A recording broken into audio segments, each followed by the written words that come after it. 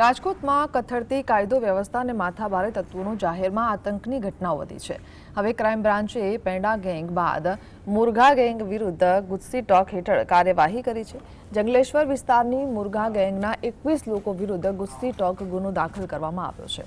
આ ટોળકી વિરુદ્ધ મારામારી, હત્યાની કોશિશ, એનડીપીએસ ફરજમાં રૂકાવટ, સરકારી મિલકતમાં તોડફોડ સહિત 36 જેટલા ગંભીર ગુનાઓ પોલીસ ચોપડે નોંધાઈ ચૂક્યા છે।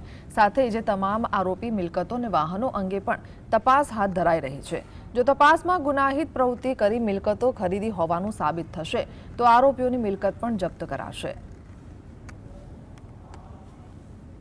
રાજકોટ શહેરમાં જે સંગઠિત ગુના આચરનાર વ્યક્તિઓ છે અને જે વારંવાર ગુના કરતા વ્યક્તિઓ છે એના વિરુદ્ધ જીસીટીઓસી એક્ટ હેઠળની કાર્યવાહી અત્યારે હાલ ચાલુ છે અને આવનાર સમયમાં બીજે પણ જીસીટીઓસી એક્ટ હેઠળની કાર્યવાહી દાખલ થશે અને આ ગેંગના તમામ સભ્યોની જે મિલકત છે જે એને ગુનાખોરીથી હાસિલ કરેલ છે અને એમના જે કોન્ટેક્ટ છે, એના જે વાહન છે, એમની તમામની ગહેનતાપૂર્વક જાંચ કરવામાં આવશે।